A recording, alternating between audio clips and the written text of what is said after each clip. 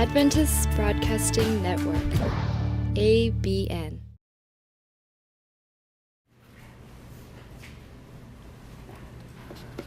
여러분 반갑습니다.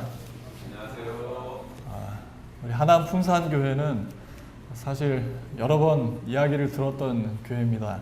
함께 일하는 기자가 또 풍산교회 출신이기도 하고 또 제 친구 목사님이 목회하는 교회이기 때문에 우리 사모님도 동창입니다. 고등학교 동창이라 늘 관심이 있고 한 번쯤 가보고 싶었던 교회에 오늘 이렇게 말씀을 전하는 자리에 부족한 저를 불러주셔서 참 하나님께 감사드리고 교회 모든 분들께 감사를 드립니다.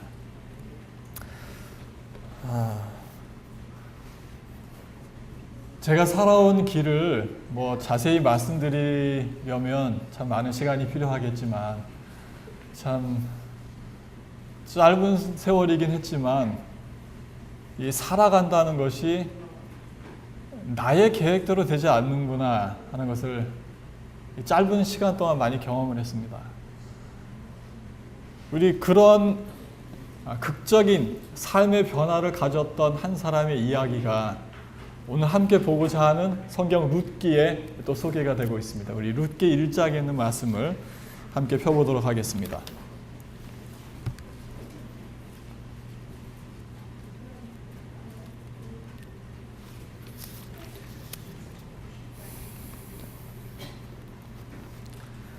자, 룻기 1장 1절부터 5절까지 있는 말씀을 우리 천천히 함께 읽어보도록 하겠습니다. 자, 시작. 사사들의 치리하던 때에 그 땅에 흉년이 드니라. 유다 베들레헴의 한 사람이 그 아내와 두 아들을 데리고 모압 지방에 가서 우거하였는데 그 사람의 이름은 엘리멜렉이요 그 아내의 이름은 나오미요 그 두 아들의 이름은 말론과 기륜이니 유다 베들레헴 에브랏 사람들이더라. 그들이 모압 지방에 들어가서 거기 유하더니 나오미의 남편 엘리멜렉이 죽고 나오미와 그 두 아들이 남았으며 그들은 모압 여자 중에서 아내를 취하였는데 하나의 이름은 오르바요 하나의 이름은 루시더라. 거기 거한 지 10년 즈음에 말론과 기륜 두 사람이 다 죽고 그 여인은 두 아들과 남편이 뒤에 남았더라. 우리 좀 건너뛰어서요 19절에 있는 말씀을 읽겠습니다. 19절부터 22절까지입니다. 시작. 이에 그 두 사람이 행하여 베들레헴까지 이르니라. 베들레헴에 이를 때에 온 성읍이 그들을 인하여 떠들며 이르기를 이가 나오미냐 하는지라. 나오미가 그들에게 이르되 나를 나오미라 칭하지 말고 말하라 칭하라. 이는 전능자가 나를 심히 괴롭게 하였음이니라. 내가 풍족하게 나갔더니 여호와께서 나로 비어 돌아오게 하셨느니라. 여호와께서 나를 징벌하셨고 전능자가 나를 괴롭게 하셨거늘 너희가 어찌 나를 나오미라 칭하느뇨 하니라. 나오미가 모압 지방에서 그 자부 모압 여인 룻과 함께 돌아왔는데 그들이 보리 추수 시작할 때에 베들레헴에 이르렀더라. 여기 우리가 방금 읽었던 이 기록에 보면 나오미의 가족이 베들레헴에 떠나게 된 계기가 있었습니다. 이 베들레헴에 어떤 일이 있었습니까? 흉년이 들었습니다. 여러분이 자기 살던 곳을 떠나서 다른 지방, 그것도 같은 나라가 아닌 다른 나라로 가려면은요, 이 보통 용기가 필요한 게 아닙니다. 용기도 필요할 뿐 아니라 빈손으로 가는 것도 참 어려운 일이에요. 돈이 많아야 그런 용기를 낼 수가 있습니다. 여기 나오미의 가족이 베들레헴을 떠날 때는 어떻게 떠났다고 그랬어요? 풍족하게 떠났다고 그랬습니다. 풍족하게 떠났다가 이제 돌아오려고 하는 이 시점에는 어떻게 돌아옵니까? 빈손으로 돌아오게 되었다라고 기록하고 있습니다. 자, 이 나오미의 가족이 더 잘 살아보겠다고 떠났던 그 모압에 한 10년 정도 살다가 보니까 자기가 생각했던 것처럼 사라지지가 않는 겁니다. 남편 잃고 두 아들 잃고 이제 재물마저 다 잃은 다음에 그 다음에 이제 빈손이 되어서 다시 어디로 돌아오겠다고요? 고향 땅으로 돌아오겠다고요. 여러분, 고향을 떠나서 다른 곳으로 가려고 할 때도 큰 용기가 필요하지만 이런 초라한 모습으로 자기가 원래 살던 고향으로 돌아오려고 할 때에는 어떤 마음일까요? 여러분, 그거는요, 경험해보지 않은 사람은 모릅니다. 정말 성공해서 떳떳한 그런 모습으로, 당당한 모습으로 돌아오는 거면 상관없습니다. 근데 완전히 실패한 그런 초라한 모습으로 돌아온다는 사실. 이 나오미가 보통 용기를 가진 여인이 아니라는 것을 우리가 짐작하게 됩니다. 여러분, 모압에서 베들레헴으로 돌아오는 길은요, 길도 평탄치가 않습니다. 중간에 사해 지역을 지나와야 되는데 이 모압에서 사해까지 가는 길은 계속 내리막길이에요. 다시 사해 바다에서 베들레헴까지 오는 길은 계속 오르막길입니다. 한 120km가 되는 그 먼 거리를 지금 어떻게 와야 돼요? 뭐 차가 있었던 것도 아니고 아마 며느리 중에 한 며느리는 떠나가고 한 며느리와 함께 이 나이가 든 시어머니가 손에 보따리를 쥐고 돌아오는 그 길은 얼마나 처량하고 힘들고 고달픈 길이었겠습니까? 적어도 한 4일 내지 5일 정도 걸린 그런 여행길이었을 것으로 생각이 됩니다. 베들레헴 떠나던 모습을 동네 사람들이 다 봤을 거예요. 얼마나 당당하게 떠났습니까? 많은 재산을 가지고 남편 팔짱 끼고 아마 두 아들을 앞세우고 당당하게 떠났을 거예요. 여기서 이렇게 고생하느니 모압이라는 곳에 가서 성공하는 모습을 보여주겠다. 그런 소식을 들려주겠다. 아마 이런 계획을 갖고 떠났을 겁니다. 그러나 이제 돌아오는 이 나오미의 모습은 그렇지 않습니다. 그 함께 떠났던 두 아들과 남편의 모습은 온데간데 없이 사라져버리고 이스라엘 사람들이 그토록 증오하는 어느 여인이야. 모압 여인을 며느리로 그 며느리의 손만 붙잡고 돌아오는 이 초라한 나오미의 모습이야. 여러분, 이 두 사람이 베들레헴에 들어오기도 전에 베들레헴 사람들은 이미 소식을 다 들었을 거예요. 그 가족이 어떤 어려움을 경험했다는 것을 아마 소문으로 이미 들어서 알고 있을 것입니다. 나오미가 베들레헴 성읍 어귀에 들어설 때에 그 모습을 보기 위해서 아마 성 사람들이 다 나왔을 거예요. 어떤 모습을 보기 위해서요? 그 당당하게 나갔던 그 나오미가 얼마나 초라한 모습으로 돌아오는지 그 모습을 확인하기 위하여 수많은 사람들이 나왔을 것입니다. 그러면서 뭐라고 말합니까? 이게 정말 나오미냐 그거예요. 나오미라는 말 뜻은 뭔가 하면 기쁨이라는 뜻이에요. 기쁨. 즐거움. 기쁨과 즐거움이 그 사람이 맞냐 이겁니다. 그때 나오미가 동네 사람들에게 했던 말이 있습니다. 나를 더 이상 뭐라고 부르지 말으라고요. 나오미라 부르지 말으라고. 이제 기쁨이 사라져버리고 말았습니다. 그 대신 뭐라고 불러달라고요? 마라라고 부르라고.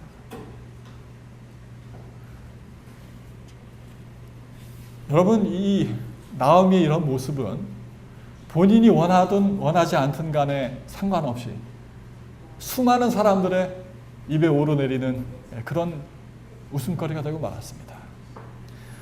요즘 우리가 범하기 쉬운 죄 가운데 하나는 다른 사람을 판단하는 것입니다. 너무나 쉽게 판단해 버립니다. 인터넷을 통해서 우리가 뉴스를 자주 듣게 되죠. 그 전에 뭐 개똥녀 사건도 아마 여러분 기억하실 거예요. 뭐 개똥녀, 뭐 된장녀, 뭐 여러 사건들이 오르내린 적이 있습니다. 그럴 때마다 어떻게 돼요? 그 사람의 사진과 함께 그 내용이 심지어는 그 사람의 가족 상황까지 어떤 때는 순식간에 그 많은 사람들에게 인터넷이라는 것을 통해서 전파가 되고 맙니다. 이 개똥녀 사건이 있었을 때는요, 그것이 이 미국의 유명 일간지였던 워싱턴 포스트지에도 올라갔어요. 그 온라인 백과사전에도 그 사건이 실렸었는데 그 온라인 백과사전은 이 영어, 불어, 독어, 아랍어, 한국어 그 외에도 수십 개의 언어로 서비스되는 그런 사전이었어요. 참 그게 무슨 창피한 일입니까? 한순간에 그 사람이 정말 어떤 동기로 그렇게 그런 일을 했는지 사실 그 내막을 제대로 알기도 전에 그냥 수많은 사람들의 웃음거리로, 하나의 농담거리로, 이야기거리로 한 사람의 삶이 전락해버리고 마는 것입니다. 여러분, 세상 사람들은요, 살아가는 모습이 일단 터뜨리고 보자는 것 같아요. 일단 터뜨리고 보자. 뭐 아니면 말고. 여러분, 그런 모습들 지금 정치권에서도 많이 보지 않습니까? 일단 말하고 보는 거예요. 뭐 아니면 상관없고. 여러분, 다른 사람을 비난한다는 것, 어떤 일을 비판한다는 것 어렵지 않습니다. 그러나 자기 자신도 그렇게 실수투성인 그런 사람 가운데 하나라는 사실을 인식하는 사람은 그렇게 많지 않은 것 같습니다. 성경 말씀 로마서 12장 2절에 있는 말씀을 보면 너희는 이 세대를 뭐하지 말라고요? 본받지 말라고 그랬습니다. 세상 사람들이 어떤 판단, 가치를 가지고 어떤 모습으로 살아가든 우리가 똑같은 그런 모습으로 살아서는 안 된다고 말씀하고 있습니다. 너희는 이 세대를 본받지 말고 하나님의 선하시고 기뻐하시는 뜻이 무엇인지를 분별하라고 우리에게 권면하십니다. 여러분, 우리가 살아가는 삶의 기준하고요, 세상 사람들이 갖고 있는 삶의 기준하고 같을 수가 없습니다. 우리는 더 고상하고 더 높은 판단 기준과 삶의 기준을 가지고 살도록 하나님께서 우리를 부르셨습니다. 여러분, 이런 일에 있어서 사실 가장 어려운 사람이 누군가 하면 단에서 기별을 전하는 목사들입니다. 여러분, 때로는요, 이 목회자의 입장에 있다는 것은요, 어려울 때가 있어요. 어떤 일이 어떤 때 어려운가 하면 교인 가운데 누군가가 어떤 죄에 빠져 있는 것을 알게 될 때에 목회자의 입장에서 어떻게 해야 될까요? 그 죄를 이야기해야 될까요? 아니면 모른 척하고 넘어가야 될까요? 참 어렵습니다.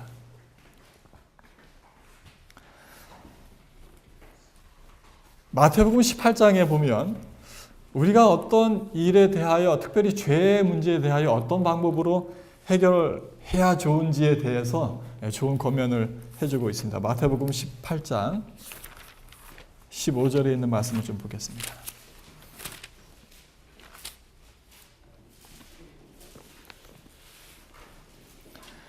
자, 마태복음 18장 15절부터 17절까지 있는 말씀을 제가 읽겠습니다. 내 형제가 죄를 범하거든 가서 너와 그 사람과만 상대하여 권고하라. 만일 들으면 내가 내 형제를 얻은 것이요, 만일 듣지 않거든 한두 사람을 데리고 가서 두세 증인의 입으로 말마다 증참케 하라. 만일 그들의 말도 듣지 않거든 교회에 말하고 교회의 말도 듣지 않거든 이방인과 세리와 같이 여기라. 이게 어떻게 하라고 그랬습니까? 두세 증인의 입을 통해서 또 권면하고, 또 그래도 듣지 않을 때는 어떻게 하라고요? 교회에 말하고, 교회를 통해서도 권면을 받지 않게 된다면 그 다음에 이제 이방인과 세리와 같이 여기라고 이야기를 하고 있습니다. 여러분, 그런데요, 우리가 이런 절차를 따를지라도 어떤 마음으로 해야 되는가? 그냥 여기 권면하는 이 절차를 따랐다면은 그냥 그 다음엔 이 사람이 이 권면을 들어도 좋고 안 들어도 좋고 나는 그냥 이 절차만 따르고 그래도 된다는 이야기인가? 여러분, 그렇지 않습니다. 바로 앞에 있는 12절에 있는 말씀을 보면은요, 예수님께서 어떤 이야기를 하셨는가 하면 너희 생각에는 어떻겠느냐? 만일 어떤 사람이 양 100마리가 있는데 그 중에 하나가 길을 잃으면 쭉 이제 그런 이야기가 나옵니다. 14절에 이와 같이 이 소자 중에 하나라도 이루어지는 것은 하늘에 계신 너희 아버지의 뜻이 아니니라. 이 말씀을 하신 다음에 어떤 말씀 하신 거예요? 그 형제가 죄를 범하면 이러이러한 방법을 따라서 하여라. 예수님께서 그렇게 말씀하셨습니다. 자, 그렇다면 이 말씀은 우리가 누군가를 책망해야 되는 그런 일이 있을 때에, 또는 누군가에게 그 사람의 잘못을 지적하려고 하는 그런 마음이 나에게 들 때에 어떻게 하라고요? 정말 99마리의 양을 두고 잃어버린 한 마리 양을 찾아서 그 양을 찾을 때까지 찾아내겠다고 하는 그런 마음으로 떠나는 그런 목자의 심정이 아니면 이런 이야기를 하면 안 된다는 것입니다. 정말 그 잃은 양을 찾으려는 그 목자의 심정으로 잃어버릴 그 형제를 찾아가서, 죄를 범한 그 형제를 찾아가서 들어도 좋고 안 들어도 좋고 들으면 그만이고 그런 마음이 아니라 정말 그 형제가 구원받기를 원하는 그런 마음으로 어떻게 하라고요? 그 형제를 권면하고 사랑으로 견책하고 그런 일을 하라는 그런 말씀입니다. 여러분, 사실 그런 일을 가장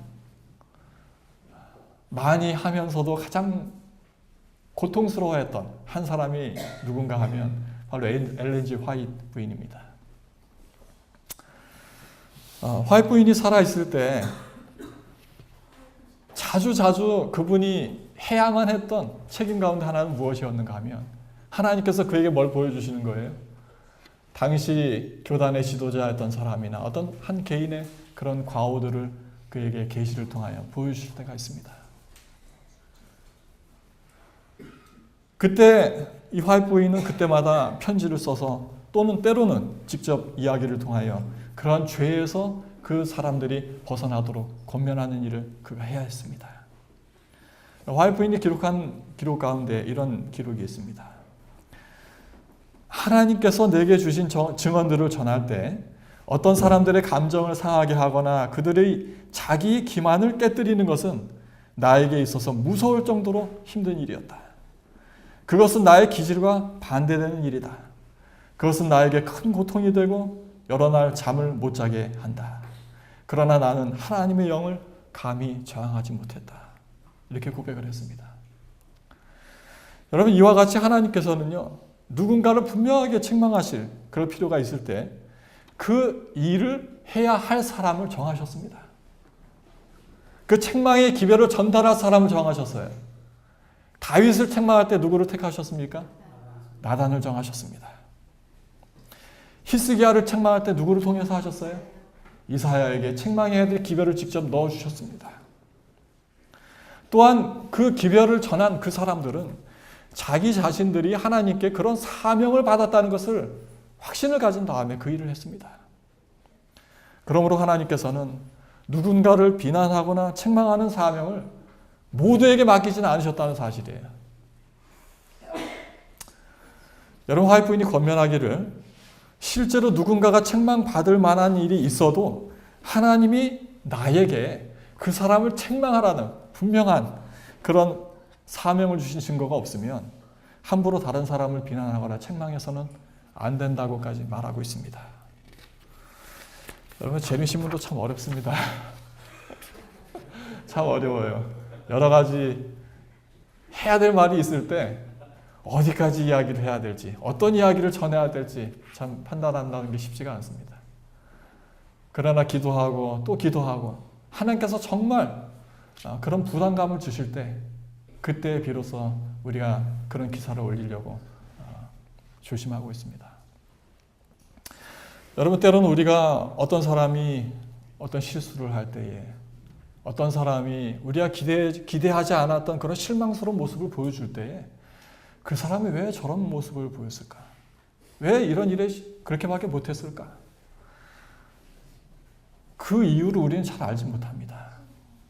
그 사람의 신발을 우리가 신어보기 전에 왜 그 사람이 절뚝거렸는지 우리는 정확하게 알기가 어려운 것입니다. 외관상으로 보이지 않을지라도 그 신발 속에 뭐가 있을 수 있어요? 작은 못이 튀어나와 있을 수가 있기 때문에 그렇습니다. 저희 집이 저의 고모와 같은 건물에 살았던 적이 있었어요. 그때는 제가 결혼을 하기 전이었고 저희 고모는 두 아이를 키우고 있었습니다. 근데 저희 고모가 이 두 아이를 키우면서 아이를 키우다 보면 야단칠 일도 있고 소리 지를 일도 있고 그러잖아요. 특히 우리 엄마들은 그런 일 많지 않습니까? 이 아이들한테 이 야단치고 하는 이 모습들이 그때 저한테는 잘 이해가 안 됐어요. 왜 더 좋은 방법으로 이렇게 해결을 할 수가 있을 텐데 왜 맨날 아이한테 이렇게 야단을 치고 그럴까? 마침 그때 저에게 어떤 사람이 준 테이프 하나 있었습니다. 테이프가. 그 시골 생활하면서 자녀를 아주 정말 하나님의 뜻대로 잘 양육시켰던 그 사람이 간증했던 테이프 있었어요. 제가 그 테이프 딱 얻자마자 이 테이프를 들을 사람은 내가 아니라 우리 고모다. 이렇게 생각을 하고 고모에게 그 테이프 딱 줬습니다. 그때 제 마음속에 뭐가 있었던 거예요? 이 테이프를 듣고 한번 맨날 아이한테 이렇게 야단만 치고 소리만 지르지 말고 한번 잘 교육시켜보라고 하는 그런 교만한 마음이 저한테 있었던 거예요. 그런데 그 테이프를 딱 주고선 저는 후회를 안 했거든요. 제가 나중에 결혼한 다음에 제가 아이를 키우고 나서는 그때 고모에게 그 테이프를 준 게 그렇게 후회가 되더라고요. 제가 아이를 키워보니까요. 저라고 별 수 없어요. 똑같은 모습을 저도 보이는 것입니다. 정말 내가 그 사람의 입장이 되어보지 않고서는 그 사람을 이해한다는 것이 참 어렵다는 것을 제가 그때 알았습니다. 어떤 남자가 자기 아내의 그 청각에 문제가 있다는 것을 생각을 하고 한 의사를 찾아갔습니다. 근데 정말 자기 아내의 청각에 문제가 있는지를 이제 의사하고 상의를 하다가 어떻게 하면 그걸 알 수 있을까? 그때 의사가 좋은 제안을 해줬어요. 만약에 아내의 청각이 어느 정도 문제가 있는지 정말 당신이 그렇게 알고 싶으면 오늘 집에 돌아가서 아내의 뒤에서, 아내가 보지 못하게 아내의 뒤에서 가까이 다가가서 아내에게 말을 걸어보라 그랬습니다. 좋은 방법인 것 같아요. 집에 돌아오자마자 이제 실험을 하는 겁니다. 여보, 오늘 저녁 메뉴가 뭐야? 그때 아내가 이제 앞치마를 두고 저녁을 준비하고 있었거든요. 근데 한 5m 뒤에서 얘기를 했는데 아내가 못 듣는 것 같아요. 아무 반응이 없어요. 그래서 한 3m 앞으로 다가갔습니다. 여보, 오늘 저녁 메뉴가 뭐냐고. 반응이 없어요. 한 1m 뒤로 다가갔습니다. 여보, 오늘 저녁 메뉴가 뭐야? 그랬더니 갑자기 아내가 허리춤에 손을 탁 올리더니 뒤로 탁 돌더니 감자 수프라고요! 뭔 얘기예요? 아까 5m 뒤에서 물어볼 때부터 이미 대답을 한 거예요. 근데 그걸 누가 못 들은 겁니까?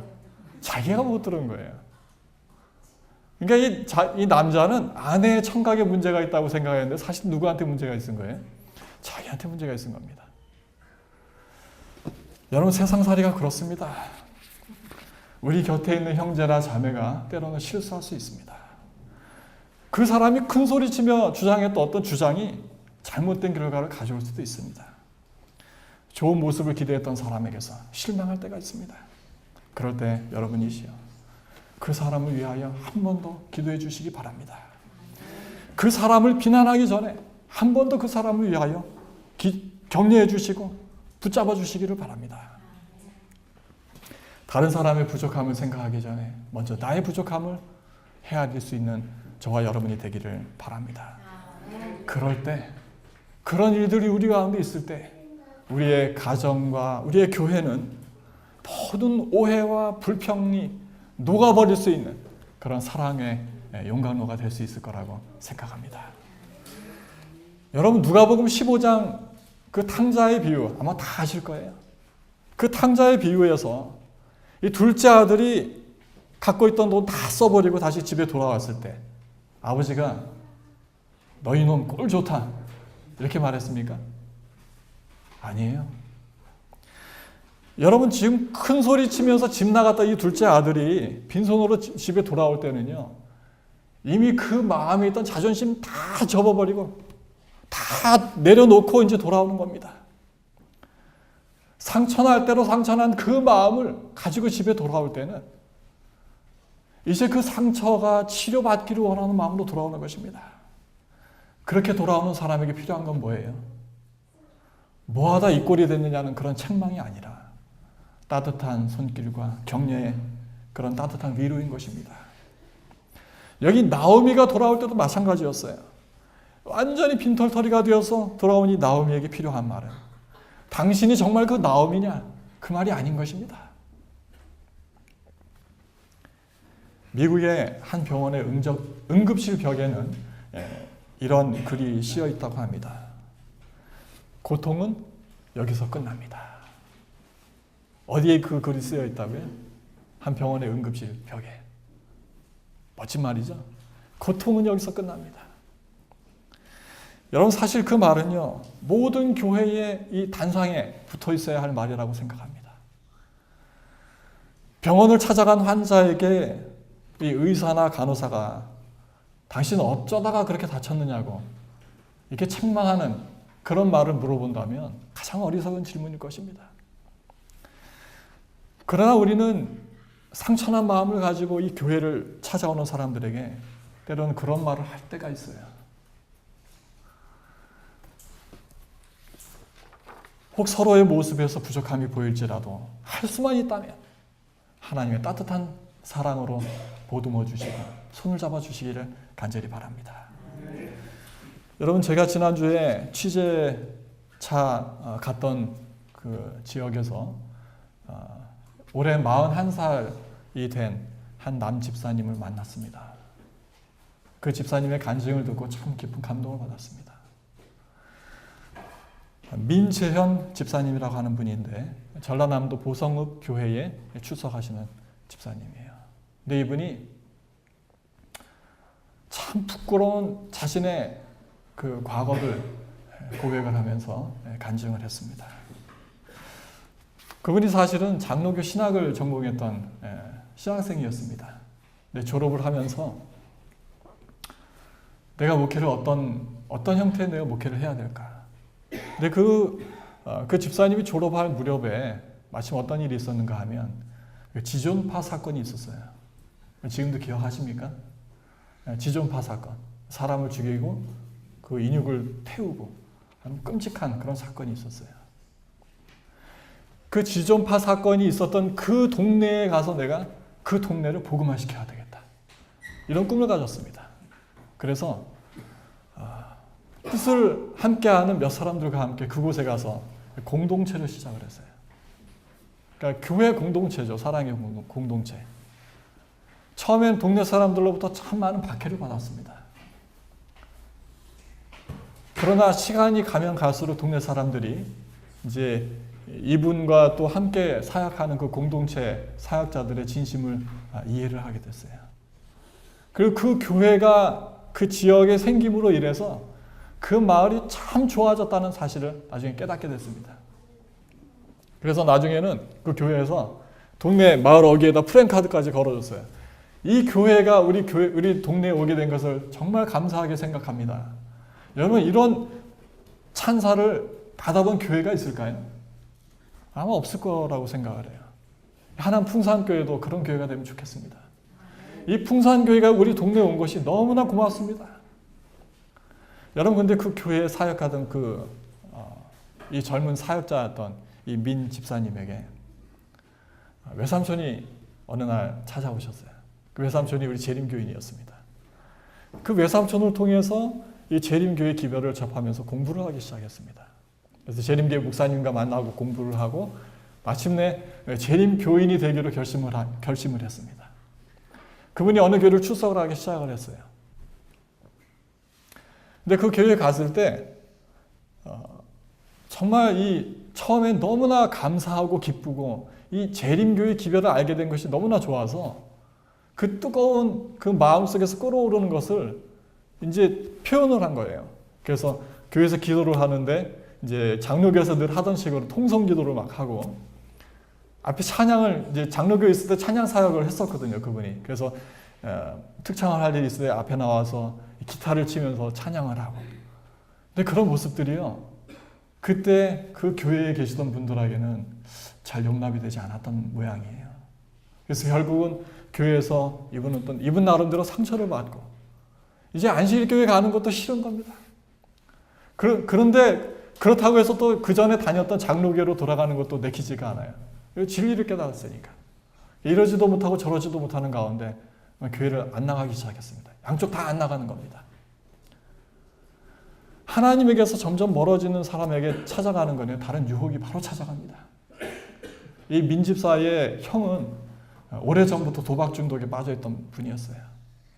가족 중에 또 다른 분도 도박 중독에 빠진 분이 있었습니다. 이게 집안 내력인 것 같아요.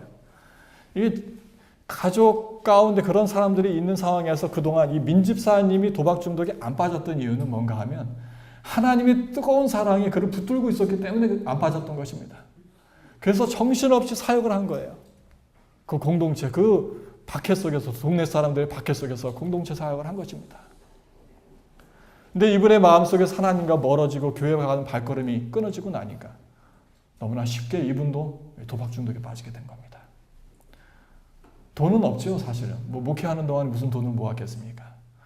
있는 돈 없는 돈 다 끌어다가 정선 카지노를 드나들기 시작을 했어요. 나중에는 그러니까 재림 교회에 출석했던 그 교회의 교인들에게까지도 이제 손을 벌리는 겁니다. 그런데 이분이 평소에 목회하고 그렇게 정상적인 신앙생활을 할 때는요, 정말 이 거짓말하는 것을 정말 어떤 죄보다도 더 싫어했던 아주 예민한 양심을 가졌던 그런 분이었는데 돈을 빌리려니까 어떻게 해야 됩니까? 거짓말을 하는 겁니다. 다녔던 교회 집사님, 또 장로님 이런 분들에게 제가 지금 사고가 났어요. 제가 갑자기 아픈데 돈이 없어요. 이런 식으로 계속 거짓말을 하면서 근데 이야기하는 대로 사람들이 돈을 다 빌려줬다 그래요. 왜냐면 평소에 이분의 태도가 신실하고 믿을만 했기 때문에. 그렇게 해서 빌려서 아직까지 못 갚은 돈이 한 2억 가까이 된다 그럽니다. 그 돈을 갖다가 다 어디다 갖다 줬는가 하면 카지노에다 다 갖다 준 거예요. 거기서도 한 가지 이 바카라라고 하는 한 가지 게임에만 몰두해가지고 3, 4년을 그렇게 카지노에서 보냈습니다. 나중에 이분이 이제 게임을 어느 정도 이제 요령도 알고 이제 거기 또 노하우가 쌓이다 보니까 이분이 돈이 없을 때 다른 사람이 몇 천만 원씩 이렇게 돈을 마련을 해가지고 내가 이번에 이 돈을 걸려고 하는데 내 대신 좀 게임 좀 해달라고 이런 부탁까지 계속 들어올 만큼 완전히 거기에 빠져서 가족도 돌보지 않은 채 그렇게 수년이 지났습니다. 나중에는 근데 더 이상 빌릴 데도 없고 돈이 아무것도 없는 거예요. 그 다음에 그분이 선택한 것이 PC방 게임입니다. 이제 집 가까이 있는 PC방을 가는 겁니다. PC방에서도 한 게임에만 꽂혔어요. 그 한 게임만 가지고 한 3, 4년을 또 그렇게 허송을 했습니다. 어떨 때는 여러분 TV에서 가끔씩 보면은요, PC방에서 하루에 컵라면 하나 정도 먹으면서 한 일주일씩 게임하다 죽는 사람들 이야기 나오죠. 갑자기 죽잖아요. 그 이야기가 이분의 이야기였어요. 이분이 그런 삶을 살았어요. 일주일씩 한 가지 게임을 죽으라고 잠도 안 자고 하는 거예요. 일주일씩 잠을 안 잤대요. 게임하느라고. 그러니 가족이 어떻게 됐겠습니까? 아이가 그때 아주 어렸는데 아이 분유값 하려고 아내가 몰래 숨겨뒀던 그 돈까지 다 찾아다가 도박과 게임으로 다 날렸습니다. 참 오랜 세월을 그렇게 한 다음에 바로 올해 3월 달에 3월 22일에 벤치에 어느 공원에 있는 벤치에 앉아서 하늘을 쳐다보다가 갑자기 그렇게 눈물이 쏟아지는데 주체할 수 없는 눈물을 흘린 겁니다. 눈물을 흘리면서 이분이 자신이 지나온 삶이 이제 회상이 되는 거예요. 정말 이 거짓말 하는 것조차 너무너무 증오하고 싫어했던 이 사람이 자기 자신이 그런 거짓말장이가 되어서 수많은 사람들을 속이고 돈을 빌린 다음에 또 그것을 다 도박으로 날려버린 정말 한심하고 너무나 처량한 자신의 지난 몇 년 동안의 삶이 회상이 되는 것입니다. 그러면서 그분의 마음속에 강하게 밀려오는 한 가지 생각이 내가 내일 당장 교회에 가지 않으면 하나님이 내 생명을 가져가시겠구나. 이런 두려운 마음이 갑자기 엄습해 오는 것입니다. 그 다음 날이 금요일이었어요. 교회를 가는데 교회 가는 발걸음이 떨어지겠습니까? 그것도 자기가 그 수많은 사람들의 거짓말로 돈을 빌렸던 그 교회를 가야 되는 것입니다. 그러나 이분이 용기를 냈어요. 교회로 돌아갔습니다. 자기의 모든 과거의 죄들을 용서를 구하고 하나님께 또 용서를 구하고 그날 이후로 지금까지 한 8개월 동안 그 다음에 이분은 하나님 말씀에 미쳐서 살고 있습니다. 뭔가 하나에 몰두하고 뭔가 하나에 미치고 싶은 것이 사람의 마음이에요. 근데 하나님이 그 자리에 있지 않으면 누구든지 이 마귀가 가져다주는 세상의 유혹에 몰두할 수밖에 없는 것이 우리 죄인의 모습입니다. 그래서 이분이 지금 하는 사역은 정말 이 도박이라고 하는 중독, 도박뿐만 아니라 모든 중독은 원리는 똑같습니다. 그런 중독에서 사람이 헤어나온다는 것은 인간의 힘으로는 절대로 할 수 없다는 것을 이분은 자기가 경험했기 때문에 알아요. 하나님께서만 그런 구덩이에서부터 죄인들을 건져내실 수 있다는 사실을 이분이 알고 있습니다. 그래서 지금 이분이 하는 사역은 그러한 중독에서 있는 사람들을 돕고 또 그런 사람들을 하나님께로 돌아오게 하는, 또 복음을 전하는, 이 일이 내가 앞으로 해야 될 일이라는 것을 그분이 마음속에 아주 깊이 느끼고 지금도 그 일을 하고 있습니다. 제가 지난 화요일 날 그분을 만난 자리가 어딘가 하면 영남 앞에 지역에 지금 무교군이 있습니다. 의령군 거기를 전국에서 모여든 한 40명 정도 되는 성도들이, 전국에서 모여든 분들이 그 지역을 복음화하기 위하여 전도 일주일 동안 전도지, 모든 집들이 전도지를 돌리고 소책자를 돌리는 그런 일을 하고 있었습니다.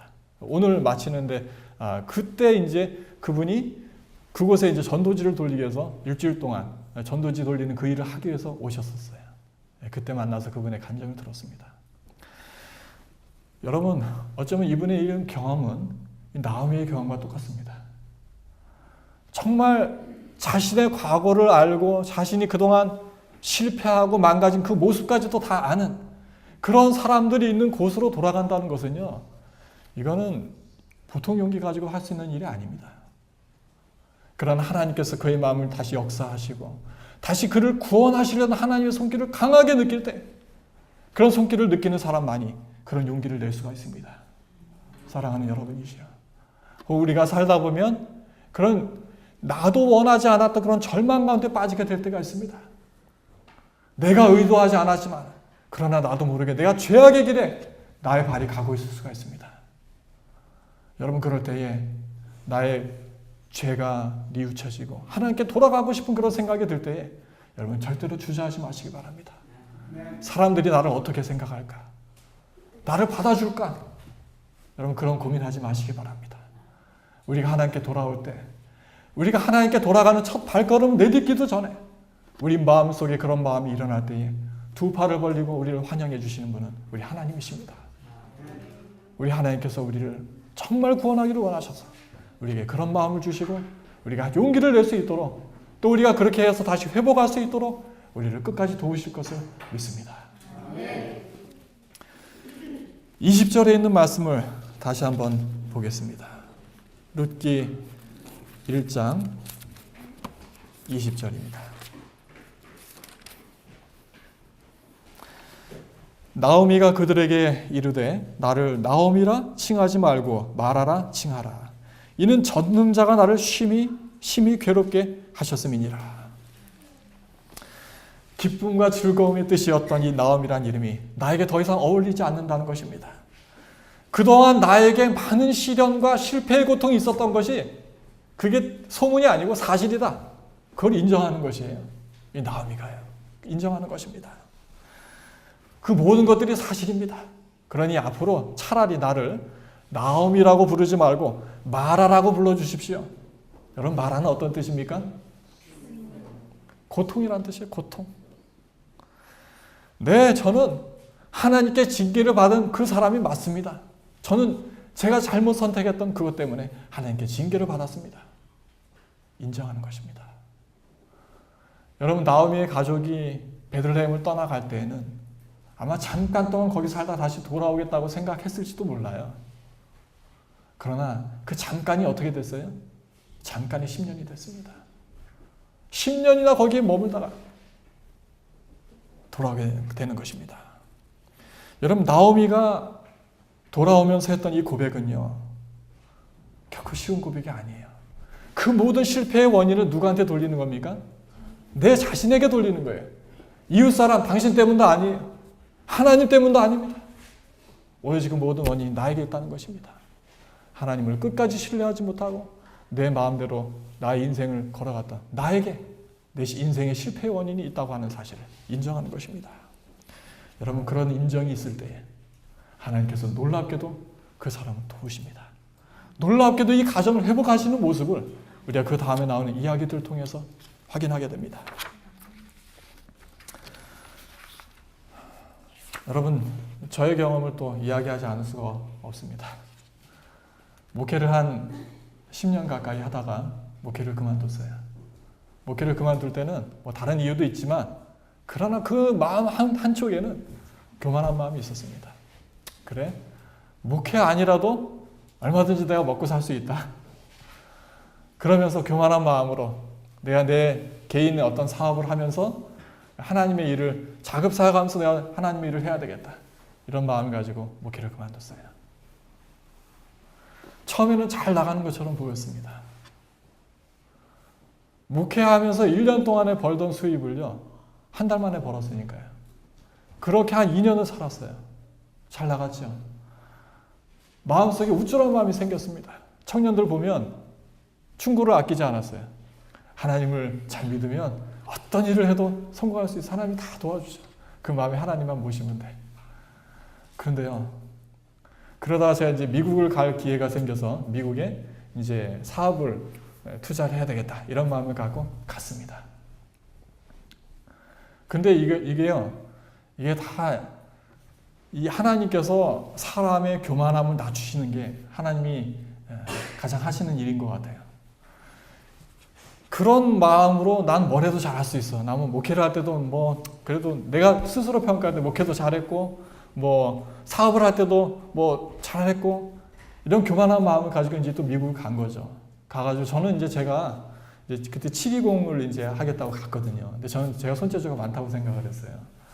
저는 공학적으로 이 뭐라 그래, 공간 감각도 뛰어나고 이렇게 뭐 이렇게 고치고 하는 거 제가 참 잘 고치거든요. 그래서 웬만한 거 제가 다 고쳤었습니다, 그냥.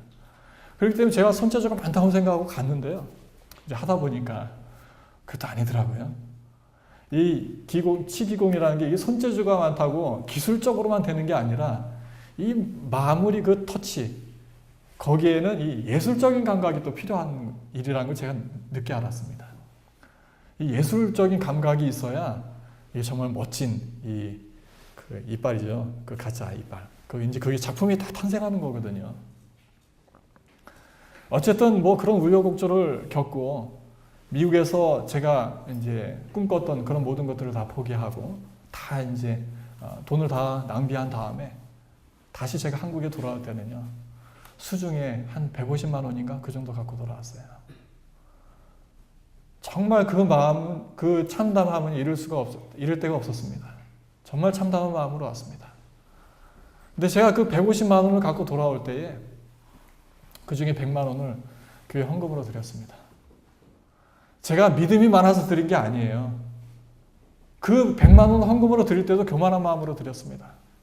하나님, 제가 그 전에 이 이상을 제가 11금으로 제가 이만큼씩을 제가 드렸는데 다시 그때처럼 제가 물질적으로 좀 풍족할 수 있도록 좀 제 앞길을 축복해 주십시오. 이런 마음으로, 교만한 마음으로 제가 그걸 드렸어요. 그리고 나가지고 돈이 없어서 정말 힘들었습니다. 아주 고생 많이 했어요. 그리고서 이제 나름대로 이제 그러면서 이제 아파트 장만했던 것도 다 날리고 돈 다 이제 다 썼거든요. 완전히 바닥에서 다시 시작을 하는데요. 그래, 난 뭐든지 난 할 수 있어. 이런 긍정적인 생각을 가지고 하는 거죠. 근데 제가 손대는 것마다 오히려 빚이 더 늘어나는 거예요. 그래서 제가 감당할 수 없는 만큼이 됐습니다. 나중에는요, 이자와 원금을 합쳐서 한 달에 한 450만 원씩 나가야 되는, 제가 어떻게 감당할 수 없는 지경이 돼버렸습니다. 그때 하나님께 제가 뒤늦게 정말 진심으로 하나님께 제가 기도를 드렸습니다. 하나님, 이제는 제가 어떻게 할 수가 없습니다. 제가 스스로 해결해 보려고 발버둥 치면 칠수록 점점 더 헤어나올 수 없는 그런 깊은 나락으로 제가 빠져들어가고 있습니다. 하나님, 저를 건져주십시오. 이런 기도를 제가 하나님께 드렸을 때 하나님께서 갑자기 평소에 잘 이렇게 뭐 개인적으로 알지 못했던 한 목사님을 생각나게 해주셨어요. 그 목사님을 제가 찾아갔을 때 그 목사님께서 제안을 해주셨습니다. 지금 국제절제협회라는 것이 있는데 거기 좀 사람이 필요하니까 거기 일해보지 않겠느냐고. 제가 하나님께 기도하고 그렇게 했을 때는 하나님께 그런 기도를 했어요. 하나님, 제가 어떤 인간적인 어떤 사업, 제가 생각했던 어떤 사업, 제가 그거를 하면서 하나님의 일도 하겠다고 했던 그 사업들이 막상 해보니까 일하는데 몰두하다 보니 하나님의 사업을 제가 거의 못하고 있었습니다. 제가 하나님을 위해서 좀 더 적극적으로 더 많은 시간을 제가 봉사할 수 있는 그런 일을 좀 이제는 해야 될 것 같습니다. 저를 그렇게 좀 인도해 주십시오. 이런 기도를 하고 제가 갔었거든요. 그 목사님께서 그런 제안을 해주셨을 때 그 자리가 어떤 자리인가 하면은요, 한 달에 그 큰 금액이 나가야 되는 그거를 감당하기에는 전혀 어울리지 않는 그런 일이었습니다. 한 달에 70만 원을 약속을 해주셨어요. 70만 원. 인간의 생각으로는 이제는 도무지 계산이 안 되는 거예요. 매달 그 큰 금액이 나가야 되는 상황이 아직도 나에게 있는데, 해결이 안 되고 있는데 70만 원을 받고 이제 그 일을 해야 되는 것입니다. 그런데도 제 마음속에는 왠지 모르게 하나님께서 나를 이렇게 인도하신다고 생각이 들었어요. 그래서 그 일을 시작을 했습니다. 했는데 한 달 정도 지났을 때 정말 우연히도 그 시조사 정문 앞에서 한 분을 만나게 되고, 그분의 제안으로 지금 제가 일하고 있는 재림신문 편집장이라고 하는 자리를 가게 됐습니다. 저는 하나님께서 저의 길을 지금 다시 이렇게 인도해주고 계시다고 생각을 하고 있습니다. 비록 제가 제 개인적인 지극히 인간적인 인생의 계획을 가지고 살아가면서 수많은 시행착오를 제가 겪었지만, 그러나 하나님께서 저를 불쌍히 여기시고 다시 하나님의 일을 할 수 있도록 저를 이끌고 계시다고 생각을 합니다. 지금은 하나님께서 그 모든 일들을 해결을 해주셨어요. 아직은 제 지분은 없습니다. 그러나 하나님께서 제가 모든 그 무거운 짐들을 내려놓을 수 있도록 놀라운 방법으로 도와주셨고, 또 앞으로 저의 삶을 계속해서 책임져 주실 것을 제가 믿습니다. 여러분, 여기 나오미가 돌아올 때 그때 이 베들레헴은 어떤 상황이었는가? 여기 22절에 있는 말씀을 보면, 나오미가 모압 지방에서 그 자부 모압 여인 룻과 함께 돌아왔는데, 그때가 어느 때라고요? 보리추수를 시작할 때라 그렇게 이야기를 했습니다. 여러분, 보리추수라고 하는 거는요, 이스라엘 사람들이 그 7가지의 절기가 있는데, 그 절기 가운데 어떤 절기와 연관되는지 혹시 아세요? 보리추수. 예.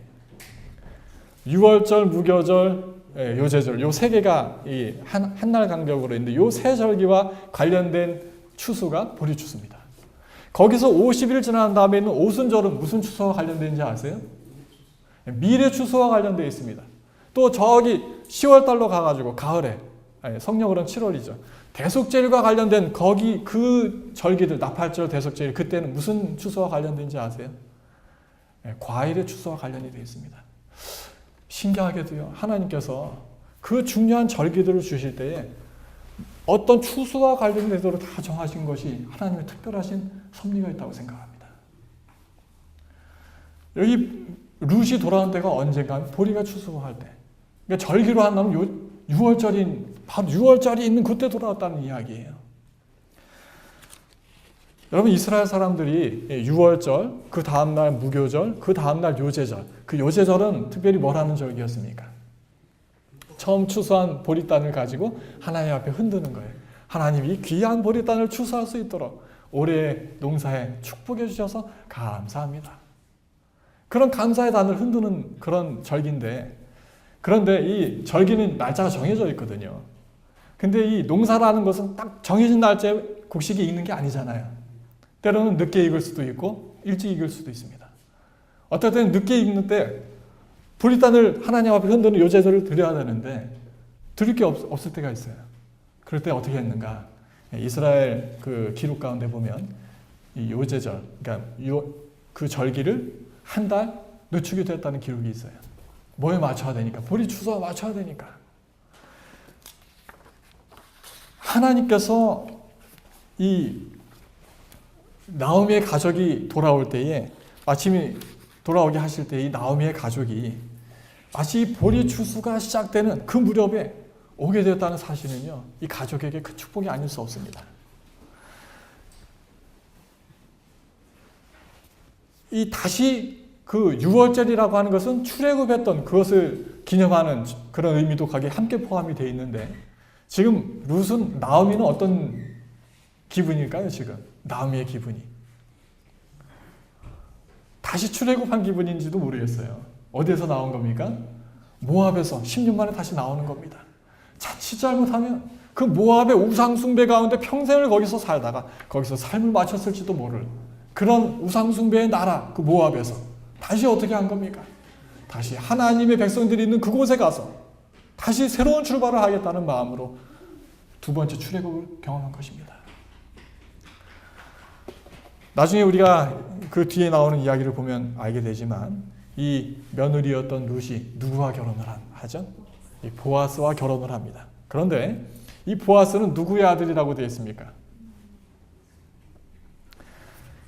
마태복음 1장 5절에 보면 살몬은 누구에게서 보아스를 낳았다고 되어 있죠? 라합에게서 보아스를 낳았다 되어 있습니다. 라합. 여러분, 이 라합이 어떤 사람인지 혹시 아십니까? 기생 라합. 어느 시대에 어디에 있던, 우리가 알기로는 그 여리고성의 그 기생으로 우리가 이해를 하고 있어요. 그 두 정탐꾼으로 숨겨줬던 그 기생으로 이해를 합니다. 만약에 그렇다면 이 지금 보아스, 룻과 결혼하게 될 이 보아스가 룻보다 아마 나이가 훨씬 많았겠지만, 이 보아스가 누구의 아들이라고요? 그 기생, 그의 아들. 그러면 이제 40년간의 광야에서 유랑 생활을 끝내고 가나안 땅에 들어갈 때 그 무렵에 있었던 사람이 그 부모라는 겁니다. 그죠? 그 다음에 정착해서 이제 아들이 태어난 거예요. 만약에 그렇게 연결이 되는 게 사실이라면, 이 나오미는 룻의 시어머니였으니까 이 나오미와 이 라합과는 어느 관계가 되는 거예요? 사돈 관계가 되죠. 직접 만나봤는지는 모르겠습니다. 사돈 관계가 된다고 이해할 수 있어요. 그렇다면 이 나오미는 누굴까요? 나오미. 언제 태어난 사람입니까? 적어도 그 애굽 땅에서 이미 탄생한 다음에 광야 그 출애굽을 떠났던 사람들은 어디서 다 죽었어요? 광야에서 다 죽었다 그랬어요. 갈렙 빼고, 여호수아와 갈렙 빼고 다 죽었어요. 그럼 이 나오미는 누구예요? 함께 떠났던 그때 태어난 사람은 아니지만 아마도 광야에서 태어난 사람일 거로 추정을 할 수가 있습니다. 그렇죠? 그러면 이 나오미가 자기 자신은 출애굽할 때는 태어나지도 않았으니까 몰라요. 출애굽의 사건은 모릅니다. 그러나 들었겠죠. 부모에게 수없이 들었겠죠. 아, 그때 언제 그때 말이야. 그 밤에 우리가 이런 일들을 통해서 집에 뭐 이렇게 피를 바르고 또 양을 잡고 이러면서 우리가 출애굽을 했어. 그 이야기를 아마 부모에게서 수없이 들었을 것입니다. 이때 이 나오미가 모압에서 다시 떠나올 때는 어쩌면은 그 부모의 마음이 그때는 이해가 됐을지 모르겠어요. 하나님께서 모압 땅에서 죽을 수밖에 없었던 나에게 다시 베들레헴으로 돌아갈 수 있는 용기를 주셔서, 빈털터리가 되었지만 용기를 내고 다시 하나님의 백성들이 있는 그곳으로 돌아올 수 있도록 도우셨다고 하는 그런 감사의 마음을 가졌는지도 모르겠습니다. 사랑하는 여러분이시여, 이 세상이 아무리 우리에게 평안한 삶을 준다고 할지라도 이 세상은 우리가 영원히 살 수 있는 그런 곳이 아닙니다. 잠깐의 편안함을 줄 수 있어요. 잠깐의 유익을 줄 수 있습니다. 그러나 그곳으로 인하여 우리의 영원한 생명을 잃지 않게 되기를 간절히 바랍니다. 일단 주님께 우리의 삶을 맡긴다면 그 다음은 하나님이 책임져 주신다는 것을 우리는 룻기에서 보고 또 저와 여러분의 삶에서 우리는 경험하고 살아갑니다. 이런 긴 광야 생활을 끝내고 마침내 가나안에 들어갔을 때, 그때는 언제입니까? 풍성한 과일을 먹으며 축복의 땅에 이른 것을 축하하고 장막을 치고 주님과 함께 장막절을 지내는 그 구원받은 사람들의 그 자리에 여러분과 제가 함께 들어가야 되지 않겠습니까? 오늘도 하나님께서는 인간의 지혜로 모압으로 나간 당신의 자녀들이 다시 주님 안으로 돌아오기를 기다리고 계십니다. 혹 그 일이 10년이 걸릴지라도, 그러나 적어도 언제 전까지 돌아오라고요? 추수하기 전까지 돌아오라고요. 때로는 추수 때 드려야 할 그 곡식단이 여물지 않은 것 때문에 추수 그 감사의 예배를 그 요제절을 연기하기도 했던 것처럼 하나님께서는 이 성도들이 하나님 앞에 드려지는 그 추수의 시간, 그 추수의 시간이 속히 오기를 주님은 바라시지만 우리가 아직 준비되지 않은 것 때문에 아직까지도 재림의 시간을 늦추고 계시다는 그 은혜의 사실을 우리가 간직하시기를 간절히 바랍니다. 그러나 한없이 지체되지는 않을 것입니다. 그렇죠? 왜 그렇습니까? 우리 하박국 2장 3절에 말씀하신 것처럼 이 묵시는 어떤 때가 있어요? 정한 때가 있나니 그 종말이 속히 이르겠고 결코 거짓되지 아니하리라. 비록 더딜지라도 기다리라. 지체되지 않고 정녕 응하리라. 세상에 추수가 있습니다. 요한복음 5장 28절 29절에 두 가지 추수가 있다고 말씀을 하셨어요. 심판의 추수가 있고 생명의 추수가 있다고 말씀하셨습니다.